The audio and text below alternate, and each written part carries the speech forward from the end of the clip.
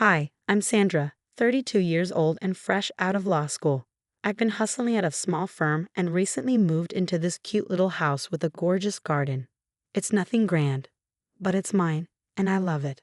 Then I met Derek. Tall, handsome, and rich. His family had more money than I'd ever seen. We fell for each other fast, and before I knew it, we were saying our vows. At first, it felt like a fairy tale. Derek was sweet, supportive, and surprisingly, he loved my garden almost as much as I did. And then I met his mother, Vivian. Vivian was a force. The first time she visited our home, she glanced around like she'd walked into something unpleasant. Oh, darling, she cooed, her voice laced with false sweetness. How quaint. I suppose this is charming for someone of your background. I bit my tongue so hard I tasted blood. Derek squeezed my hand and whispered, "Ignore her, babe. She's just being mom." But it didn't stop there. At every family dinner and holiday, Vivian found a way to remind me I didn't belong in her world. Quaint, dear, do try the foie grass. Oh wait, you probably don't know what that is. Derek would always jump to my defense.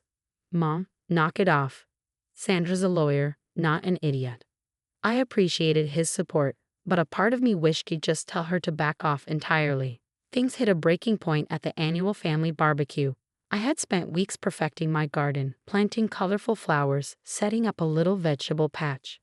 When Vivian arrived, she wrinkled her nose in disgust. "Oh, Sandra, you didn't actually spend money on this, did you? It looks so cheap." "Derek, darling, you really should hire a proper landscaper. This looks like something from a trailer park." The silence that followed was suffocating. My face burned with embarrassment, and tears stung at the corners of my eyes. Before I could respond, Derek finally stepped in. "That's enough, Mom." But after the barbecue, the tension only grew. Vivian seemed to be around constantly, her presence like a dark cloud over our home. She dropped by unannounced, offering unsolicited advice on everything: our decor, our meals. "Darling," she'd say to Derek, "you simply must replace these interesting curtains Sandra chose. They're not exactly fitting for someone of your status." At first, Derek brushed her off, but gradually I noticed a shift. He'd start eyeing our furniture with a critical gaze or make comments about my outfits. One evening, as I was getting ready for a work dinner, Derek frowned. "Don't you have something a little more sophisticated?" I felt like I'd been slapped. "What's wrong with this? I thought you liked this dress." He shrugged. "It's fine, I guess. Mom just mentioned it might not be appropriate for certain events." I bit my tongue, trying to avoid a fight, but the whole exchange left me rattled. Things finally came to a head when I was leaving for a week-long conference. As I packed, Vivian swooped in, all fox concern. "Oh, Sandra, leaving Derek all alone. I do hope he'll manage without you." Forcing a smile, I replied, "I'm sure he'll survive, Vivian. It's just a week." But as I boarded my flight, I couldn't shake the feeling that something was wrong. Throughout the conference, my thoughts kept drifting back home. Derek's phone calls became shorter, his tone more distant. By the time I was heading back, I was a bundle of nerves. Nothing could have prepared me for what I saw when I pulled into the driveway. Where my beautiful garden once stood, there was now a garish pool, complete with fake rock formations and a tacky tiki bar. My heart dropped. I stumbled out of the car. "Derek, what? What have you done to my garden?" He stepped out, looking sheepish. "Surprise? Surprise? What have you done?" Before he could answer, Vivian appeared, smug as ever. "Oh, Sandra, don't be so dramatic. We've improved your little patch. Now you have a proper entertaining space."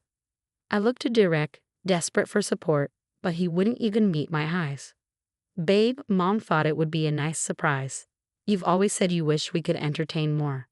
I couldn't believe what I was hearing. They destroyed something I loved, something I'd nurtured for years. Vivian tasked, "Really, Sandra, you should be grateful. That pool costs more than your entire house." That's when I snapped. "Grateful? For what?" "For you coming into my home and destroying something I cared about. For undermining me at every turn. For turning my own husband against me." Derek finally looked at me, his face hardening. "That's enough, Sandra. You're being hysterical. Mom was just trying to do something nice for us. You should be grateful." In that moment, I saw just how far gone Derek was, how completely Vivian had sunk her claws into him. It felt like I was drowning, standing there in front of that monstrosity of a pool. Grateful? I whispered. Right. Well, here's what I'm grateful for, Derek. I'm grateful that I now know exactly where I stand in this marriage, and it's clearly not by your side.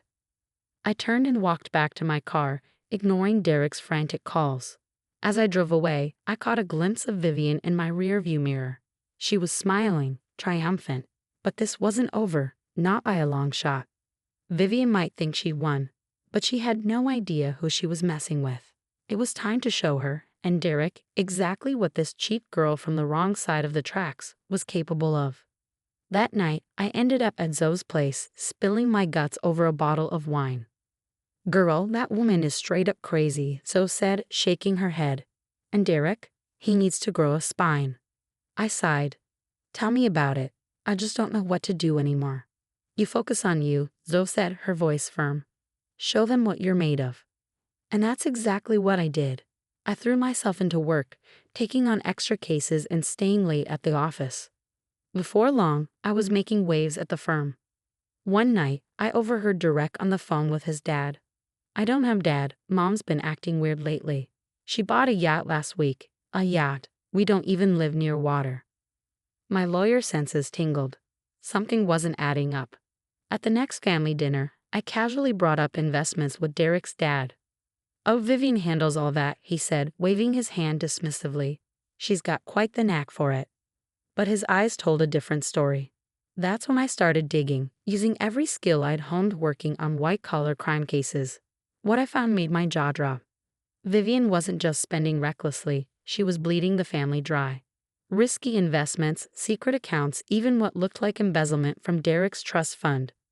I tried to talk to Derek about it, but he shut me down hard. Don't be ridiculous, Sandra, he snapped.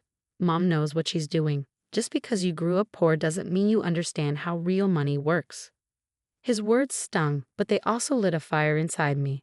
I might not have grown up with real money, but I knew the law, and what Vivian was doing wasn't just unethical, it was illegal.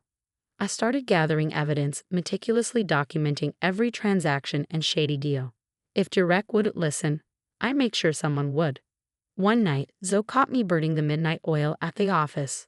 Spill it, she demanded. What's got you looking like you haven't slept in a week?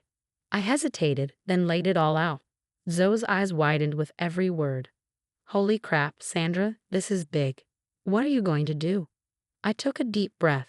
I'm going to take her down, Zoe, not just for me, but for Derek and his entire family. They might not appreciate me now, but I'll be damned if I let Vivian ruin them. Zoe nodded, a slow smile spreading across her face. Count me in. That woman doesn't know who she's messing with. As we started planning, I felt a surge of determination. Vivian thought she'd won when she destroyed my garden, but she had only planted the seeds of her own downfall. The next few weeks were a blur of late nights and secret meetings. I called in favors, dug deeper into Vivian's past, and built an airtight case. Meanwhile, Derek was falling deeper under his mother's spell, criticizing everything I did, from my clothes to my cooking. But I barely noticed. I was too focused on the endgame. One night, as I was reviewing some documents, I stumbled upon something that made my blood run cold. Vivian wasn't just mismanaging the family's money, she was secretly funneling it into offshore accounts. This was it, the smoking gun I needed. I leaned back in my chair, my mind racing. With this evidence, I could bring Vivian down for good. But it also meant exposing Derek's family to public scrutiny and potential financial ruin. For a moment, I hesitated. Despite everything, a part of me still cared about Derek. Did I really want to do this to him? Then I remembered the garden, the constant put-downs, and the way he'd chosen Vivian over me, again and again. My resolve hardened. This wasn't just about revenge, it was about justice. If Derek couldn't see that, well, that was on him. I picked up my phone and dialed Zoe's number. It's time, I said when she answered. We're taking Vivian down. Taking a deep breath, I laid out the files on the dining room table. Derek, we need to talk. He sighed. What now, Sandra? Another issue with Mom. Just look, I said, pushing the documents toward him. At first he was dismissive, but as he read through the evidence, his face went pale. This can't be right. It is, I said firmly. Your mother has been embezzling from your family for years. Derek shook his head, unable to process it. We need to talk to Dad. The family meeting was a disaster. Vivian screeched and denied everything. But the evidence was irrefutable. Her erratic behavior only confirmed my concerns about her mental state. "You ungrateful little gold digger," she screamed at me.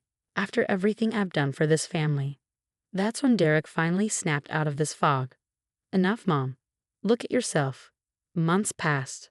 Vivian went into treatment and the family began to heal. As for me, I was thriving.